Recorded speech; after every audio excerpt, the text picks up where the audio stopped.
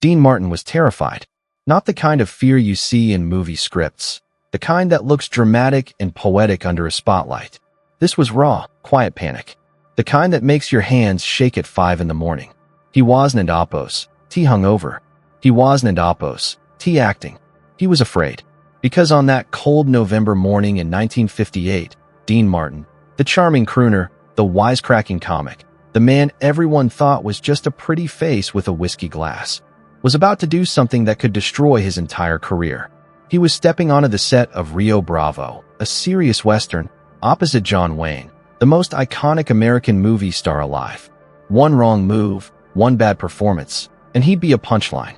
Again. But what Dean didn't know was that someone else on that set was also facing the end of his career. Someone even bigger. And within days, everything would come to a head in one explosive moment, when Dean Martin did something no one expected. Something that risked everything and changed Hollywood forever. The sun hadn't even crested the desert horizon when Dean Martin's car rolled onto the old Tucson set. 5 a.m. sharp. That alone was enough to raise eyebrows.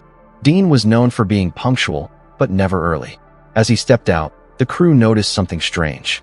His hands trembled, not from a hangover or the aftermath of a long night at the bar. Despite the Playboy image, Dean rarely drank heavily. No, this was something deeper. This was fear. He'd spent the night alone with the script, reading and rereading every line. He wasn't playing himself this time. He wasn't cracking jokes in a tuxedo or trading barbs with Jerry Lewis. That partnership had ended, spectacularly, painfully, and left him with a gaping wound the press never let him forget. Now he was stepping into the role of Dude, a washed-up deputy drowning in alcohol and regret. It wasn't comedy. It wasn't musical fluff. It was drama. Real, raw, and heavy. And standing opposite him would be John Wayne, the Duke, Hollywood royalty, a man who'd carried the Western genre on his back for 2 decades. Dean didn't feel ready. He didn't feel worthy. Director Howard Hawks found him alone in his trailer, staring at the script like it might bite him. "You okay, Dean?" Hawks asked. Dean just shook his head. "I'm not an actor, Howard. Not like Duke. What if I ruin your movie?" But Hawks wasn't worried. He didn't need Dean to act. He needed him to feel. "You don't have to pretend to be a man who's lost his confidence," he said. "You are that man right now. Just bring that to the screen." Dean nodded. But inside, the doubt still gnawed at him. He had no idea that the man he feared disappointing most was fighting a battle of his own. While Dean Martin quietly battled his own insecurities, John Wayne was fighting something far more public and far more brutal. On the outside, he was still the John Wayne. Towering, commanding, untouchable. But behind the scenes, Hollywood was whispering a different story. To the studio executives, Wayne wasn't a legend. He was a liability. He was 51. An age that meant something different in the ruthless world of mid-century cinema. Warner Brothers thought he was too old, too expensive, too tied to a dying era of filmmaking. America was shifting. A new kind of leading man was on the rise. Method actors like Brando and James Dean, oozing psychological complexity. Brooding, broken, real. Wayne's stoic, square-jawed sheriff? To the suits, it felt like yesterday's news. They didn't want him. Not in Rio Bravo, not anywhere. In backdoor meetings, names were thrown around. Robert Mitchum, Kirk Douglas. Cheaper, younger, safer bets. The studio gave director Howard Hawks a chilling ultimatum. "You can have your movie, but not with John Wayne." Hawks didn't blink. He said no. Said Wayne was the movie. Said he'd walk away before selling it to anyone else. And so the studio backed down, publicly. But privately, they sent someone to keep watch. A vice president named Harold Myrish. His job? To observe every scene and report back. If Wayne slipped, if he so much as flinched, they'd use it to shut everything down. For 3 weeks, Wayne carried the pressure in silence. Every line, every gesture, every frame felt like an audition for his own survival. And then, one scene changed everything. Not the one in the script, but the one that erupted just behind the camera. It happened during a pivotal shoot, one that would define Rio Bravo. Wayne's character, Sheriff John T. Chance, was facing down a ruthless rancher in a tense showdown meant to anchor the film's conflict. The cameras rolled. Take after take, Wayne delivered his lines with precision. Director Howard Hawks was satisfied after the 4th pass, confident they had what they needed. But then, from the shadows of the set, Harold Myrish stepped forward. The vice president from Warner Brothers, the one sent to quietly observe, was done being quiet. "The scene doesn't work," he announced flatly, loud enough for every crew member to hear. "Wayne's too old to be believable. He moves like an old man. He looks tired." Gasps rippled through the set. No one interrupted Wayne. No one criticized him, especially not in public. Yet here was a studio executive, openly questioning if the Duke was even fit to be on screen. Myrish didn't stop there. He demanded the character be rewritten, less sheriff, more elderly statesman. Or better yet, he said, they needed to recast the role entirely. Wayne stood frozen, his face unreadable. But those who knew him well saw it, the flash of hurt behind his eyes. This wasn't just a critique. It was the thing he feared most, public humiliation, being declared obsolete. And not behind closed doors, but in front of 100 people, many of whom had idolized him their whole lives. Howard Hawks was furious. "We're not changing a damn thing," he barked. "And we're definitely not recasting." But Myrish stood his ground. "I represent the studio," he snapped. "And if changes aren't made, I'll recommend we shut this production down." Wayne didn't argue. He didn't raise his voice. He just turned and began walking quietly toward his trailer, dignity barely intact. Maybe it was over. Maybe Rio Bravo would never be finished. Maybe the legend really had taken his last ride. But before he reached the door, someone else stepped forward. And what happened next would shake the foundation of the entire production. As John Wayne walked off set, the air was so still you could hear the creak of boots in the sand. No one moved. No one spoke. No one dared. Until Dean Martin did. He'd been standing off to the side, waiting for his own scene, silently absorbing every word. And something inside him snapped, not with rage, but with clarity. Maybe it was the memory of being called just the straight man after the Jerry Lewis split. Maybe it was seeing a fellow performer crushed under the weight of doubt Dean knew far too well. Or maybe it was just this. Dean Martin had spent a lifetime making people underestimate him, and he was done staying quiet. He stepped forward slowly, deliberately, cutting across the set with that easy swagger that once made nightclubs fall silent. But there was steel in his eyes now. "Excuse me," he said, voice calm but unmistakably firm. "I couldn't help but overhear your professional opinion about Mr. Wayne's performance." Harold Myrish barely turned. "This doesn't concern you, Martin. You're just supporting cast." Dean smiled, but not the way people were used to. This wasn't charm. This was a warning. "Just supporting cast?" he repeated, the words lingering like smoke. "You're right. I'm just a singer who got lucky. What do I know about acting or movies or what makes a scene work?" Myrish, oblivious to the sarcasm, nodded. "Exactly. But I do know something about audiences," Dean continued, his voice rising just enough to carry. "I've performed in front of thousands. I've bombed. I've triumphed. I've felt a room hold its breath. And I can tell you, with absolute certainty, you're wrong about John Wayne." The set fell silent again. Even Wayne had stopped, turning back slowly.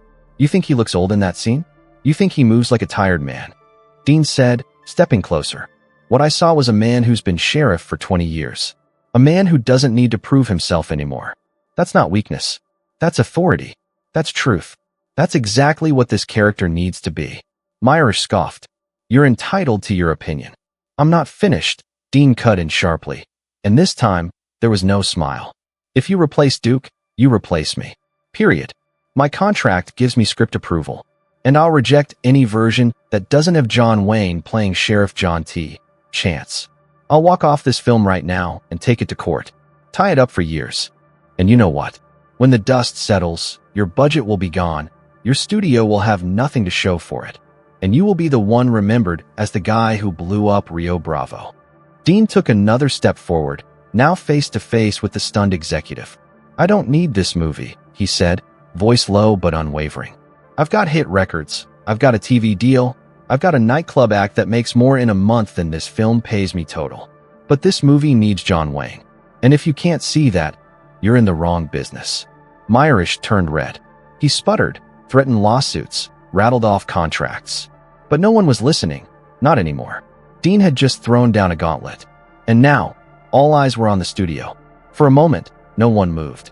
The Arizona wind swept through the set like nature itself was holding its breath.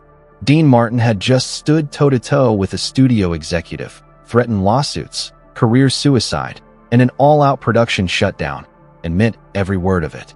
And in that stillness, something became painfully clear. Harold Myrish had no cards left to play. He looked at Dean, then at Hawks, then at John Wayne, who was standing a few paces behind, silent, stunned, and for the first time in weeks seen. Myrish's voice cracked through clenched teeth. "Fine," he said. "We'll continue as planned. But I'm reporting this conversation to the studio." Dean just smiled. "You do that. Tell them Dean Martin says hello." And just like that, the balance of power shifted. As Myrish stormed off, the set exploded with applause. Crew members clapped. Some whistled. Even Hawks couldn't suppress a grin. But Dean didn't bask in the attention. He turned to John Wayne, who hadn't moved, hadn't spoken, his eyes glassy, blinking hard. Wayne stepped forward, placed a calloused hand on Dean's shoulder, and whispered just one word: "Son." And in that single word, decades of cowboy stoicism cracked. Behind the myth, behind the bravado, was a man who'd just been saved. Not by the studio, not by the script, but by the guy everyone thought was just a singer in a suit. Word spread through Hollywood like wildfire. By the next morning, every studio, every trade column, every director had heard. Dean Martin had stood up to Warner Brothers and won. The aftermath was swift and seismic. Warner Brothers quietly pulled Harold Myrish from the production. Howard Hawks received a letter from the studio promising full creative control, no further interference. Rio Bravo would move forward exactly as he intended, with Wayne as the star and Dean Martin at his side. But what happened off-screen was even more profound, because in defending John Wayne, Dean Martin hadn't just saved a film. He'd earned something no award could ever buy: respect. From the crew, from the industry, and from the Duke himself. And that was just the beginning. From that day forward, something changed, not just in the production, but in them. John Wayne had always been a fortress, a man of few words, even fewer confessions. He didn't let people in. He didn't need to. But after that moment, after Dean Martin stared down a studio and risked everything for him, Wayne opened a door few had ever seen unlocked. They became inseparable on set. Between takes, they'd sit side by side, laughing, trading stories, digging into scenes together. Wayne, the hardened cowboy with decades of film under his belt, began asking Dean for input. And Dean, still unsure if he even deserved to be there, found something in Wayne's trust that rewrote the story he'd been telling himself since the split with Jerry Lewis. That he was just the sidekick, just the singer, just the comic relief. Not anymore. Then came the wrap party, the final day of filming. Cast and crew gathered, spirits high, drinks flowing, laughter everywhere. And then, from across the room, John Wayne stood up and called for silence. The room fell still. "I want to say something," he announced. "And I want Dean Martin to hear this." All eyes turned. 6 months ago, Wayne began, voice tight with emotion. "I thought I was finished. Thought Hollywood was done with me. I was ready to fade away. But then this skinny Italian kid from Ohio told a studio exec to go to hell for me. He put his career on the line for a man he barely knew." Wayne's voice cracked. "Dean, you gave me something I'd lost: hope. You reminded me that talent still matters, that integrity matters, that standing up for what and oppos. S-right still means something in this town." You could hear people crying. Dean tried to deflect with a joke, try to make it small, like he always did. But Wayne wouldn't let him. "Don't do that," he said gently. "Don't make it small. What you did was huge, and I want everyone here to know it. I want the world to know it." Then, in a gesture that would become Hollywood legend, Wayne removed his own Stetson, the same weathered cowboy hat he wore in nearly every Western, and placed it on Dean's head. "For courage," he said simply. Dean wore it home that night. And according to his daughter, Dina, he kept it for the rest of his life, in a place of honor. A symbol not just of respect, but of something far rarer in Hollywood than fame or fortune: loyalty. In Hollywood, friendships are often fleeting, fragile things built on press tours, contracts, and convenience. But what Dean Martin and John Wayne shared was different. Real. Forged not in party banter or red carpet smiles, but in a moment of defiance, loyalty, and raw human connection. After Rio Bravo, they stayed close.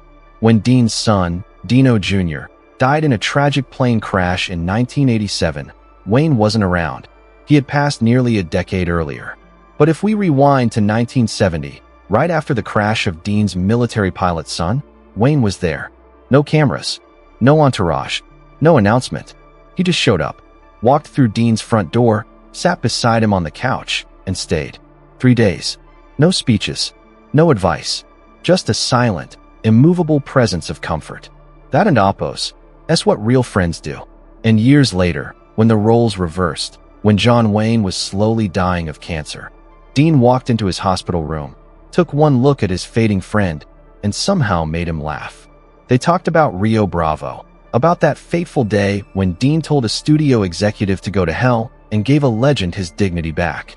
You know the funny thing? Wayne said with a weak smile, "I never really thanked you, Duke." Dean replied, his voice breaking, "You thanked me every day for 20 years. Every time you called me your friend, that was thanks enough." Wayne's eyes welled up. "You gave me the best gift anyone ever gave me, Dean. You gave me my dignity. In a town that takes everything from you, you gave me something nobody could take away." When John Wayne passed away in 1979, Dean Martin was there, one of his pallbearers. And tucked inside Dean's jacket pocket was something small, but sacred, that old Stetson hat. The one Wayne had placed on his head 2 decades earlier. For courage, he'd said. Dean brought it with him to say goodbye. Because for all the gunslinging, all the box office glory, all the cinematic heroism, it was that off-screen moment on the Rio Bravo set that told the real story. The story of a man who stood up, spoke out, and risked everything. Not for fame, not for attention, but for a friend. Hollywood remembers Rio Bravo as a classic Western. But the real story didn't unfold in front of the camera, it happened just out of frame. In a quiet moment when a man everyone thought was just a singer stood up, stared down a studio executive, and rewrote the rules of what loyalty looks like in a town built on make-believe. Dean Martin didn't have to say anything that day. He could have kept his head down, played it safe, focused on his scenes. But when it mattered most, he chose integrity over security, chose courage over career, chose friendship over fame. And that choice changed everything. He didn't just save John Wayne's role. He saved John Wayne, gave him back his dignity, reminded an industry that true authority isn't loud, it's unwavering. That strength isn't in the size of your paycheck or the power of your contract. It's in standing up for someone when no one else will. In a town where friendships dissolve as quickly as headlines fade, Dean Martin walked away with something no studio could manufacture and no critic could destroy, a brotherhood. And more than 60 years later, people still talk about that day. Because moments like that, moments where someone risks everything to do the right thing, don't just make good movies. They make legends.